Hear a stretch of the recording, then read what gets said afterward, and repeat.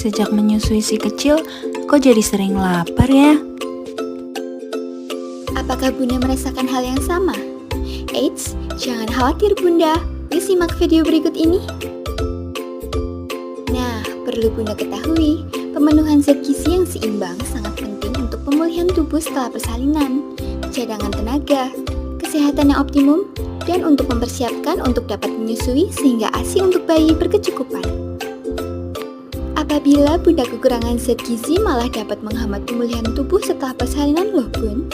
Selain itu, Bunda akan merasa mudah kelelahan, rentan mendapat gangguan kesehatan, dan kurangnya produksi ASI. Adapun macam-macam sumber kebutuhan yang harus dipenuhi setiap hari yaitu karbohidrat, protein, lemak, serat, zat besi, iodium, vitamin C dan vitamin A, kemudian cairan.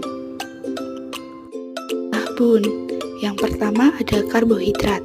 Mempunyai manfaat sebagai sumber energi yang dapat diperoleh dari sumber makanan seperti beras atau serealia, umbi-umbian yaitu kentang, singkong, umbi jalar, kemudian jagung, kacang-kacang kering, dan gula.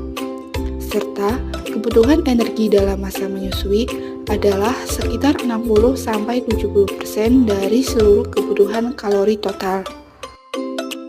Yang kedua, kebutuhan protein. Protein membantu dalam penyembuhan jaringan dan produksi ASI. Sumber protein bisa dari daging sapi, ayam, ikan atau makanan laut lainnya, telur, susu, tempe, dan kacang-kacangan. Jumlah kebutuhan protein 10-20% dari total kalori. Yang ketiga, kebutuhan lemak. Lemak membantu perkembangan otak bayi dan retina mata. Sumber lemak bisa berasal dari minyak jagung dan ikan. Jumlah kebutuhan lemak 20-30% dari total kalori. Yang keempat, kebutuhan serat. Serat mempermudah ekskresi dan meningkatkan kekuatan otot serta penambahan cairan tubuh. Sumber, sayur, dan buah-buahan. Kebutuhan 29 mg per hari. Yang kelima, kebutuhan zat besi. Zat besi mencegah anemia dan meningkatkan daya tahan tubuh. Sumber, hati, sumsum tulang, telur, dan sayur hijau tua. Kebutuhan 28 mg per hari.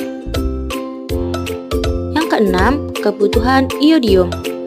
Iodium meningkatkan pertumbuhan fisik dan mental. Sumber, garam beriodium, kebutuhan 200 mg per hari. Yang ketujuh, kebutuhan vitamin C dan A. Vitamin untuk membantu meningkatkan daya tahan tubuh dan membantu produksi ASI. Sumber vitamin A dari hati, sayuran hijau tua dan kuning.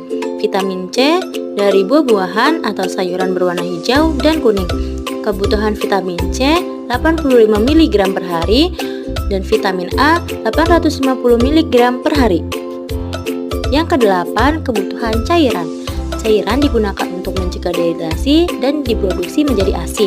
Kebutuhannya 2,5-3 liter dalam satu hari atau setara dengan 24 gelas.